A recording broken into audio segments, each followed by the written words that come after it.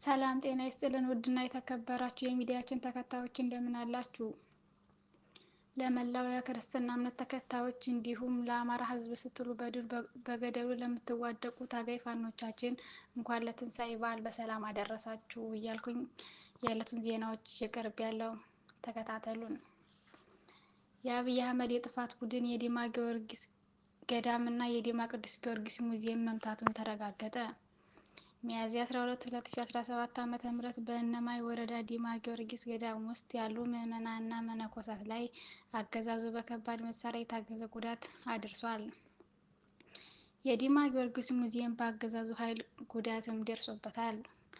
የአማራ ሕዝብ ከምድረ ገጽ አጠፋለሁ ብሎ የተነሳው የአብይ አህመድ ቡድን በሰማይ ድሮን፣ በምድር ታንክና መድፍ በርካታ መካናይዝድ ጦር በመጠቀም በአማራ ሕዝብ ላይ ጦርነት ካወጀ 1 ዓመት ከ9 ወር የሞላው ቢሆንም የአማራ ሕዝብን በራሱ ክንድ ነፍጥ አንስቶ ባንኩንም ታንኩንም የታጠቀውን ሰው በላ ጨፍጫፊ ቡድን ልኩን እያሳየው ይገኛል።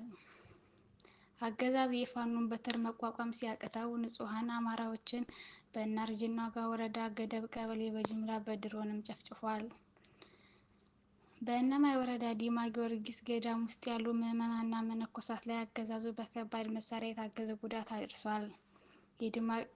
የዲማ ቅዱስ ጊዮርጊስ ቤተክርስቲያንና ሙዚየም በአገዛዙ ኃይል በከባድ መሳሪያ ጉዳት ደርሶበታል።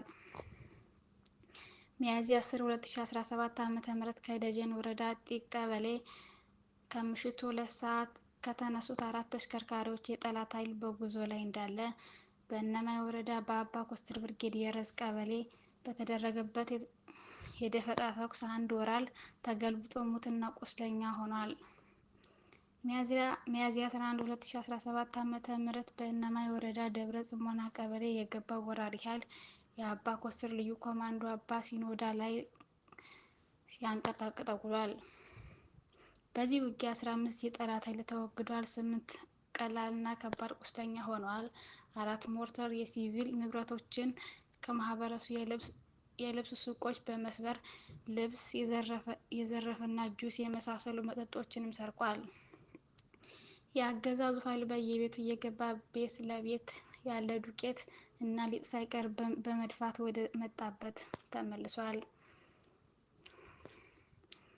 ይህ በእንዲህ እንዳለ የአደረጃጀት መረጃ በዕለተ ፋሲካ ድርጅታችን ካሉት ግዙፍ ክፍለ ጦሮች አንዱ የሆነው 4ኛ ክፍለ ጦር የነበሩትን ውስጣዊ ችግሮች የአማራ ፋኖ በጎጃም ከፍተኛ አመራር የሆኑት ዶክተር ጋሹ ክንዱ እና አርበኛ ምናልባት ይታየው በተገኙበት ጥልቅ ግምገማ ካደረገ በኋላ በዛሬው ዕለት የአመራር ሪፎርም በማድረግ አጠናቋል።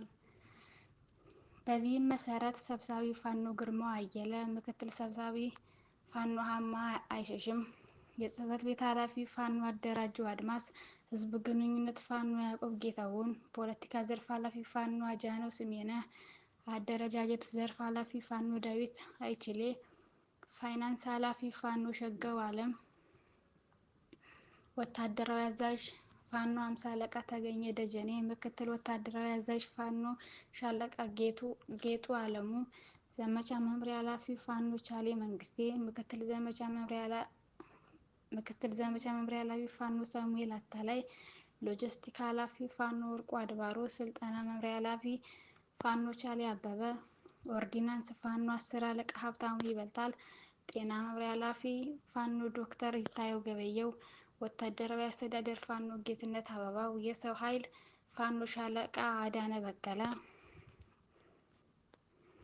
ቀጠና ትስስር ፋኖ አወቀ ሞላ በመሆን ተመድበዋል። የዕለቱ ዜናዎች እነዚህን ይመስላሉ። በቀጣይ እስከምንገናኝ መልካም ጊዜ፣ መልካም የፋሲካ በዓል ይሁንላችሁ።